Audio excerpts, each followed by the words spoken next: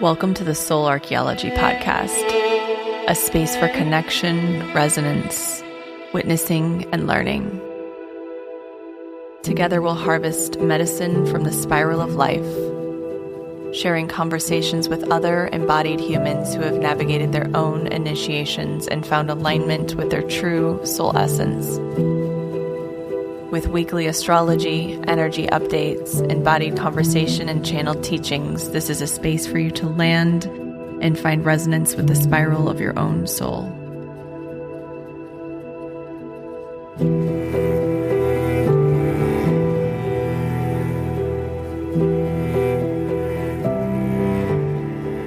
Hello, welcome back to Soul Archaeology. I'm starting this episode seeing 333. I record into GarageBand, and there's always this, I actually don't even know what it is, but it's the bars. It says bars and beats. And it was 333 when I started. So I just thought I would drop that sweet little sign here in case it's anyone's number, or if you were looking for that number, or if it's a sign for you, because the 333 is one of my numbers as well. And I love it when it comes in these sweet little serendipitous ways. And I'm just checking in. How are you feeling after last week?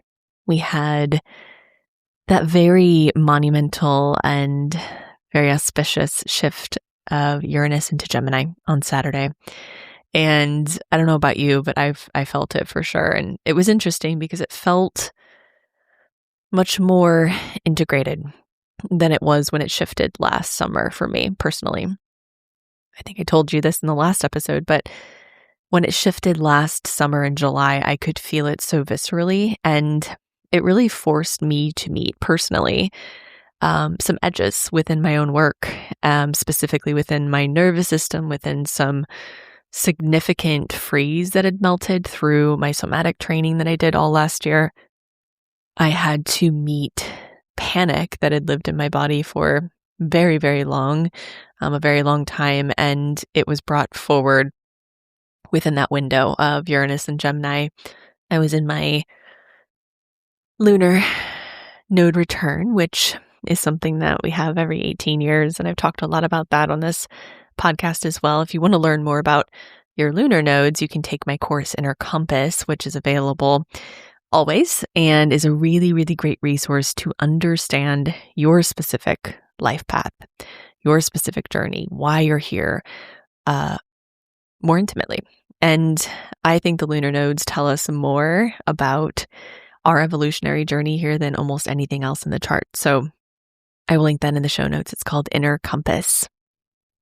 And yeah, that journey for me, the second half of 2025, which of course we were in a snake year, so there was so much shedding, was very focused on embodiment, body care, attunement, slowing down, simplifying, returning to the practices, the tools that are incredibly resourcing and grounding for me, but also creating enough space to meet those edges that I was meeting.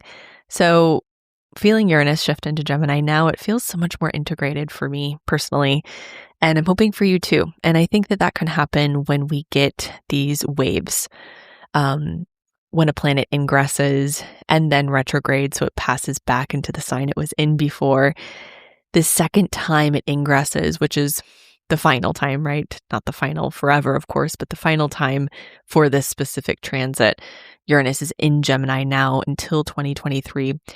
I think the second time can be a little bit more grounded and rooted if we take the time to be with that transit before. So we had both Saturn and Neptune shift into Aries last year as well. We got a little bit of time with both of those planets in that space. So when they re-enter, they're re-entering familiar territory, and we get to temper the energy a little bit.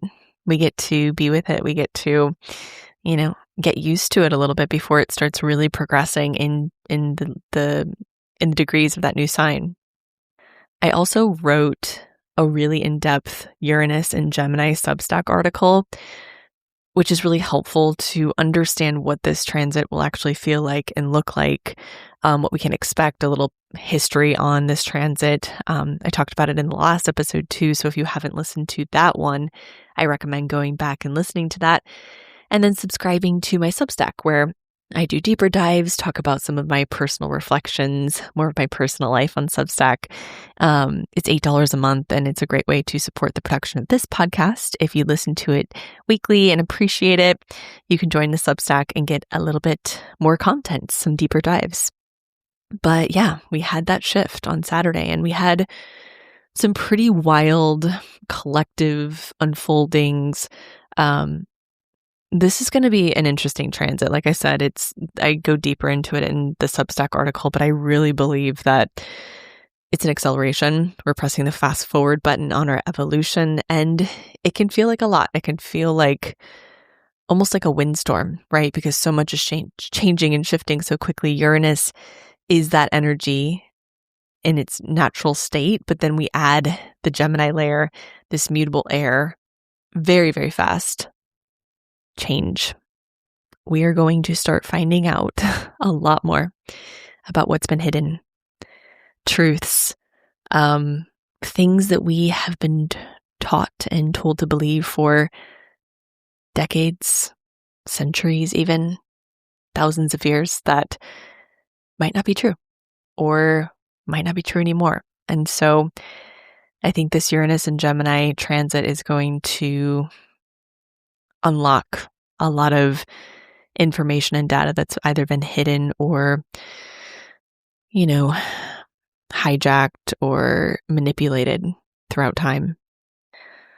I've talked about this before, but I 100% believe this transit is an upgrade. So it's an upgrade on our consciousness, whether or not it is sort of prompted or activated by a specific event or specific events. I'm not sure. I mean, I'm sure there will be something, as there always is, when we have these big upgrades in consciousness, there's typically, events or things that occur that enable us all collectively to upgrade together. World War II was the last collective event. So much changed from that point. I would say that most of our modern world really started accelerating post World War II. And so that was the 1940s. Of course, a lot of that was built pre, Civil War times. And so there are so many activation points that are relevant right now that we're experiencing that have been coinciding with other specific activation points and experiences and events in our past. And so, yeah, there's a lot here. And I do think that we are elevating consciousness. We are upgrading our DNA, upgrading our operating systems to hold what needs to be held as we move into this new timeline.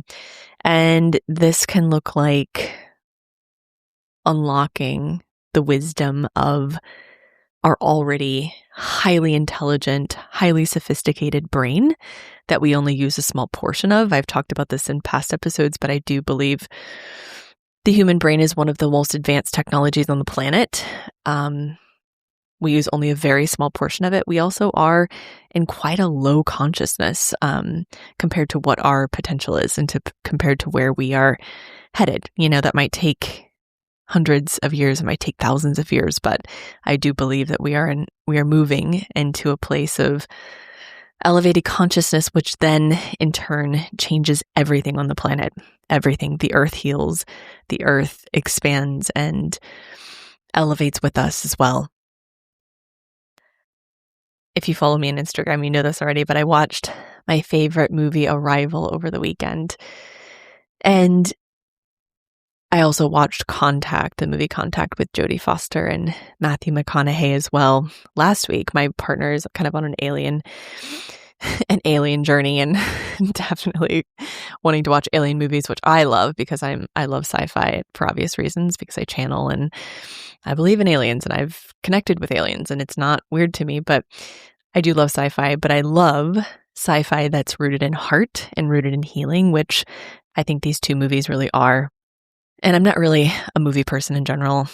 I appreciate it. I appreciate the art of it, but I don't watch movies just to watch them. I usually am called to something for a specific reason, and I'm highly sensitive too, so I don't love watching really violent or intense things that don't have some sort of healing encoded. So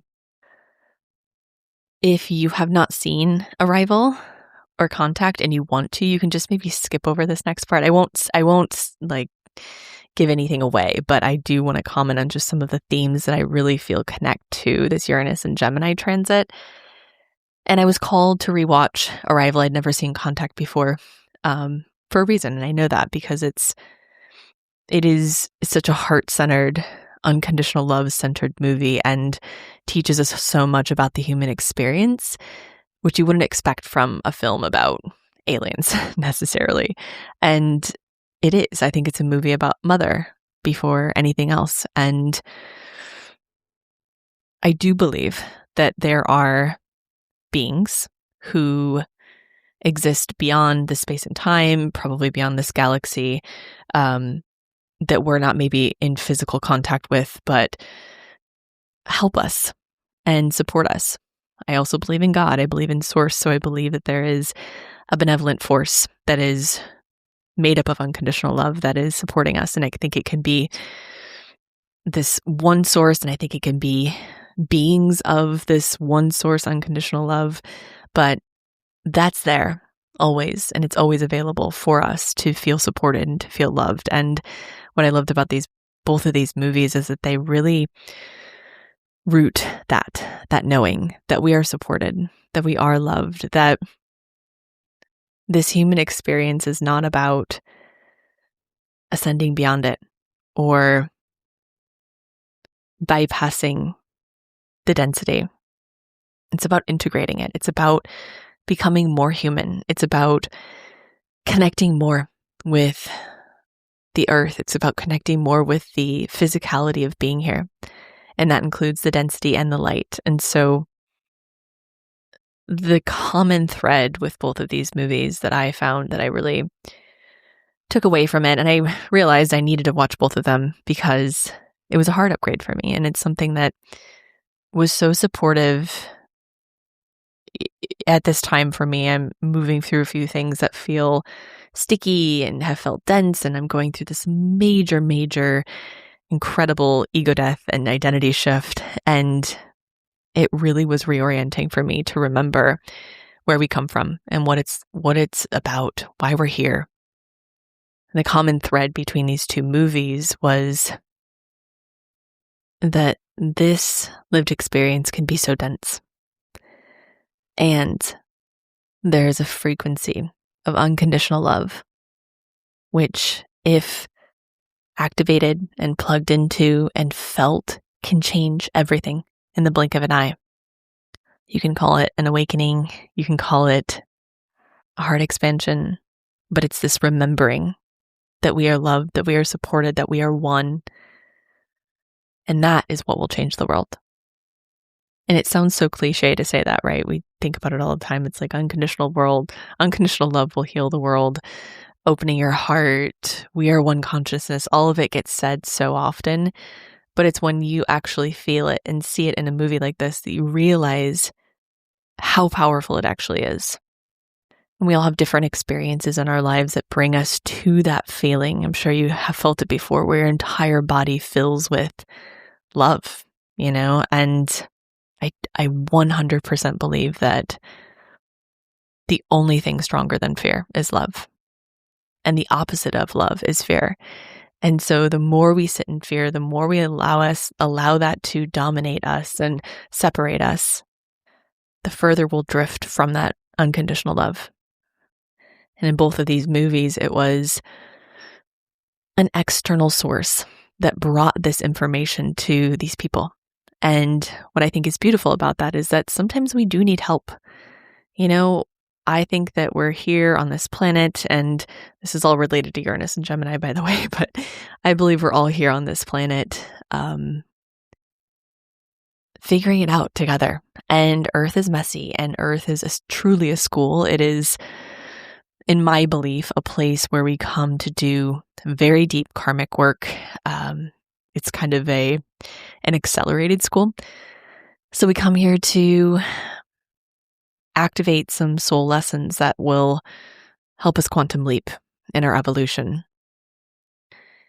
It's also beautiful. I mean, there's so much beauty. There's pleasure. There's joy. There's things that we experience here that can't be felt in other places.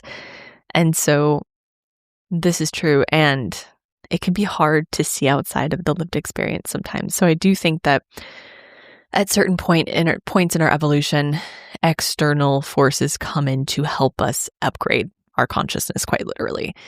And that can come in the form of, technology, language. I personally think that golden ages in particular are in many ways sort of funded and supported by external forces, whether we call them aliens, whether we call them higher intelligence, whatever.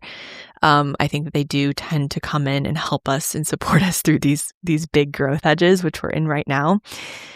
And so, yeah, we're in a golden age. And so I do think that there is a higher intelligence here or coming here to support us. Now, this isn't always a pretty process. We usually have to do a lot of reflection. We have to integrate the darkness and the shadow and the density of the human experience too, and see it for what it is and choose it instead. And I think that that's a beautiful lesson that's harvested from both of these movies. So basically what I'm saying is Uranus and Gemini is a portal of time where I have a feeling we're going to be receiving support of some kind. It might not be literal or visual. We might not be able to actually pinpoint that's what it exactly is. But I do believe we're in a stretch where we are expanding our consciousness very rapidly. And that might look like something that is a very giant and fast and abrupt collective ego death. I don't know what that looks like, but we shall see. And on that note, we have a bit of an ego death week too. We have a full moon in Scorpio this week. We also have Mercury conjunct Chiron and then moving into Taurus as well. So I find this fascinating. May in particular is a month with 2 full moons. So it's a month of alchemy. It's a month of shadow work. It's also a bit stabilizing too, because we have obviously the support of fixed earth from Taurus. April was obviously quite intense. We had major acceleration with the Aries energy, the superstellium in Aries, the new moon in Aries on 2 weeks ago on Friday, which was really intense and really activating. And so, Scorpio tends to be tumultuous and emotionally because it brings a lot to the surface, but it is still fixed water. So there is more of a stabilizing nature to it, even though it's definitely powerful and it's alchemical and it's all about transformation and transmutation, but it's much different than cardinal fire. So I still think May will be more of a stabilizing month, even though that doesn't slow anything down. We're in this portal of time, like I said, until really September, where things are very, very fast, but we still have all planets direct. And this full moon in Scorpio is wanting to bring some things to the surface to be met. So on May 1st, we have the full moon in Scorpio. That same day, Mercury meets with Chiron. And then on May 2nd, Mercury enters Taurus. We've very much been in sort of the mind, in more Aries energy, more in survival. This is going to bring us deeper into our emotional terrain. And on May 1st, we have a full moon in Scorpio at 11 degrees, 10:22 a.m. Pacific. Like I said, this is one of 2 full moons in May, one on the 1st and then on the 31st in Sagittarius. And we get the added benefit of this full moon squaring Pluto. Of course, Pluto rules Scorpio. Pluto has a magnified intensity, and it carries very similar patterns as Scorpio, but it's more intense.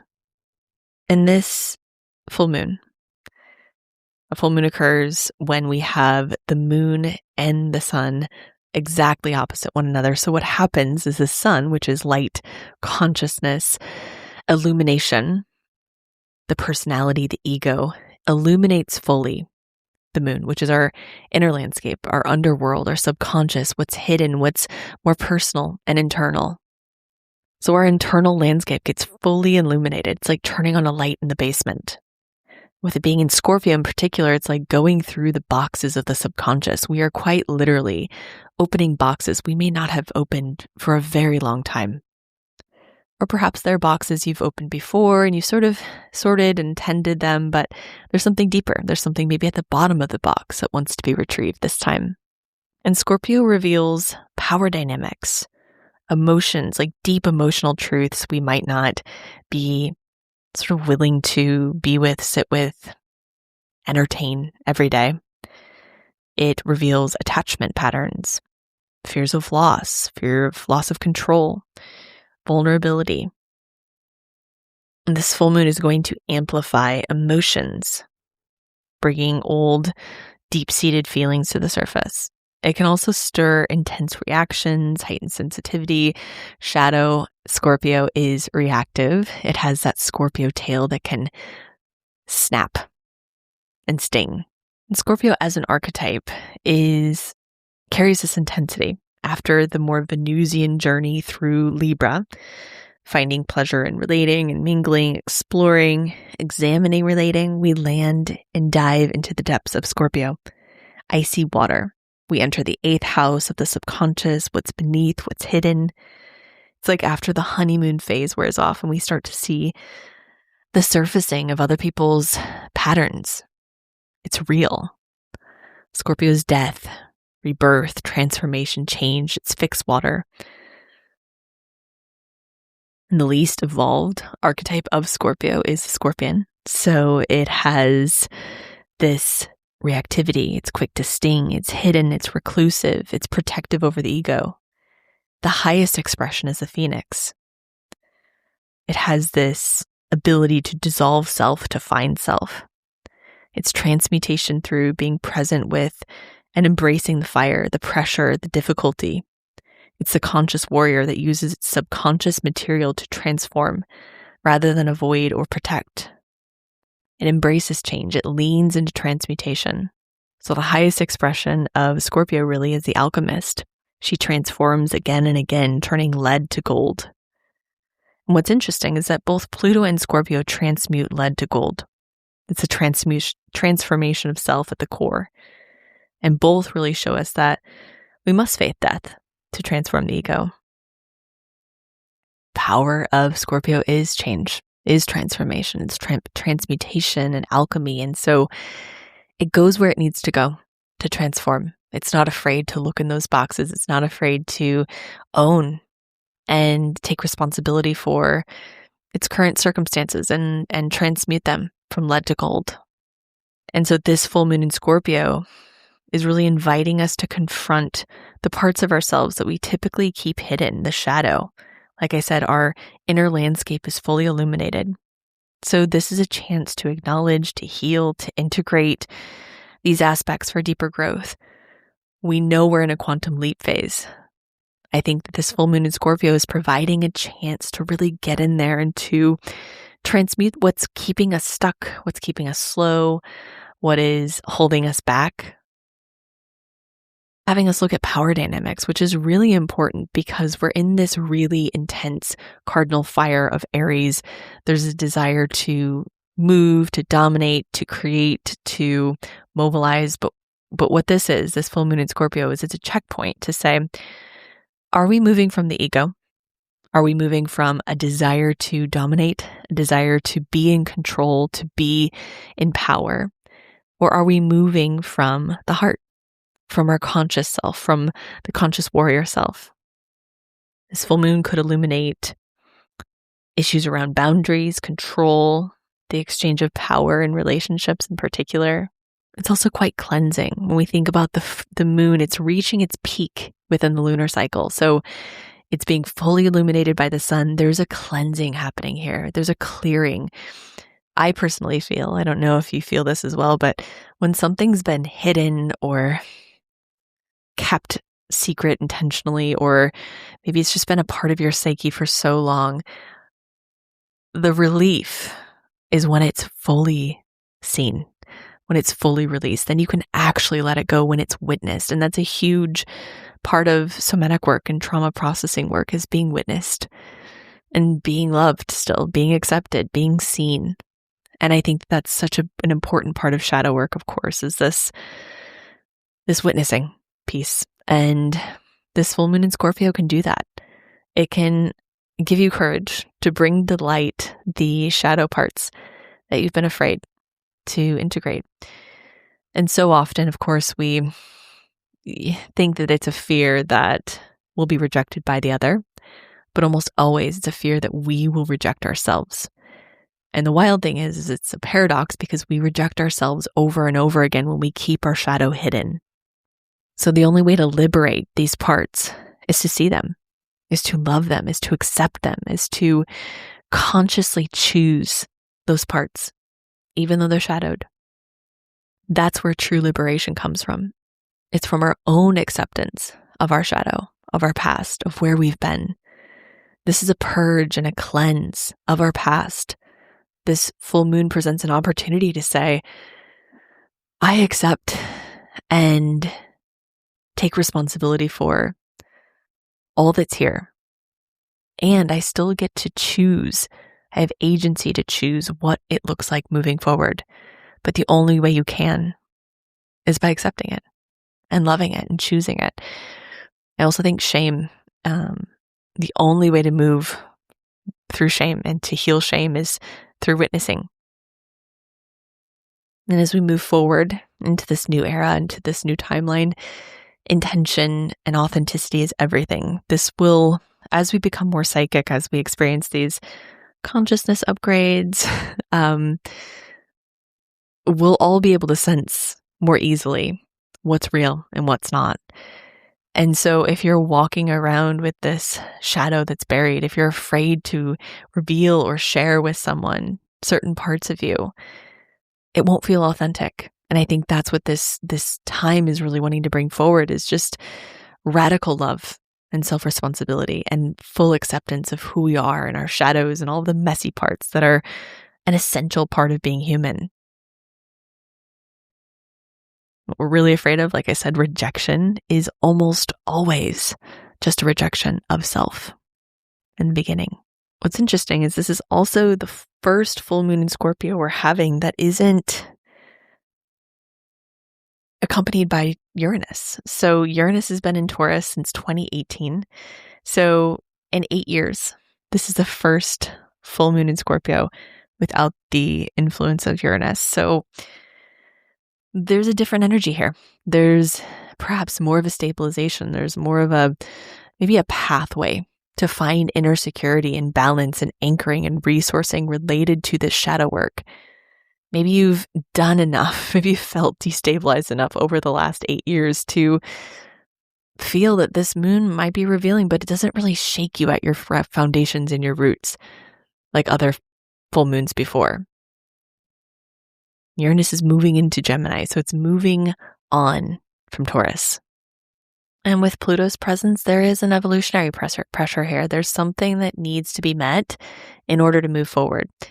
And I wouldn't get too in your head about this. Don't worry, it will reveal itself. We know that this energy doesn't typically need a lot of assistance. So especially Scorpio, it is, it is what it is. And we get to move with it and breathe with it and be with it. And at the same time that we have this full moon, we have Mercury meeting with Chiron, and Chiron has been worked over the last month. It's going to have different checkpoints. Mercury, it'll meet with Mars again. And Chiron in Aries has really taught us a lot about wounding around power, identity, self-worth, victimhood, victim consciousness, mobilization, truth. Old pain can surface, old conversations. This is, the support that Chiron's providing. It's like maybe it brings old people or old conversations to the surface so they can be healed in new ways. We don't always have to do the work where the rupture occurred. So ideally, in relational work, we meet the rupture as close to the rupture point as possible. So you have a repair conversation as quickly as possible. It doesn't mean you want to rush into it, but it's important to meet it as close to the rupture point as possible. That's not always available. Especially when we're talking about Chiron and old wounds, past lives, of course, ancestry. You can't necessarily go back and meet those people specifically. And sometimes it's simply not available within the psyche. Maybe there's so much rupture and so much trauma that it doesn't feel safe to go back and meet those specific people where the rupture occurred. The beautiful thing that the universe does is it provides us opportunities in real time, in real life, to repair old wounds. And so we can do inner child work and repair with that part, but also typically in our current relationships, our present time relationships, there will be opportunities that surface to meet old pains and old wounds. That's where Chiron comes in. And so when that happens, there are old wounds that want to be met in real time in the present moment with maybe someone else who has a similar resonance, or there's a similar dynamic showing up. And the beautiful thing is that our subconscious doesn't really know the difference. And so we can do that work with this person or in this dynamic or in this present moment. And that's the beauty of this time. So I do believe Mercury meeting with Chiron is going to illuminate opportunities to heal old wounds, especially within this full moon in Scorpio timeline. So this is more of an intense week. We have the full moon in Scorpio, which brings intensity naturally. It has that nature, but if we know it's coming, we have, it's not until Friday, so we have some time to sort of be with and participate in the building of the energy and the momentum before it actually comes. And there is a big evolutionary key here. So just meet it, work with it, give yourself the opportunity to meet it with power, with resonance, with support from your self-care and resourcing and the things that really feel rooting for you. Work with this Taurus energy. The sun in Taurus is providing stabilization. Return to simplicity, return to what you know feels supportive and healthy and loving, and you really can't go wrong. And for the Soul Archaeology community, the card that I pulled today from the Untamed Elemental deck is the Bee card. And it says, she is the hymn of the flower family, a social insect of intricate memory and impeccable taste. Physically speaking, she should not be able to fly, yet she defies the laws of aerodynamics. Winged magnet of nectar and holy diviner of ambrosia, bee bathes in pollen and spreads her message far and wide. Bee moves beyond her limitations, her life an object lesson in overcoming the impossible. Often our life's momentum originates from the harsh push of our fears rather than the magnetic pull of our dreams. When this happens, we succumb to our collective histories of limitation. B says that this is your time to express healthy defiance. Streamline your behavior to reflect where you're going, not where you've been. Sip sweetness from the flowers that speak directly to your heart rather than the ones you are drawn to by habit. And like the bee, you will be magically upheld on a trajectory to success. When it's balanced, there's sustained focus, joyful effort, bold breakthroughs. When it's imbalanced, there's a fear of failure, a barren of hope. To bring into balance, hold a boundary that protects the momentum towards your vision. And I love this card because I think sometimes when we are changing patterns or at a growth edge or growth spurt, we do have to have boundaries around what we take in, who we surround ourselves with, what we are absorbing, so that we can protect that space to magnetize what we truly desire. I also love this card too because I see bee as an archetype of Gemini, which it's just there to spread pollen. It's there to spread information. And that's the energy we're moving into with Uranus there. So I'm excited to see what unfolds. Thank you for being here. As always, thank you for supporting this podcast. You can make a donation. You can subscribe $8 a month to my Substack. All of that helps so much to support the production of this podcast. And I'm just so grateful you're here. And thank you also for sharing. If you just text it to a friend or a family member or post post on social media. That helps so much. So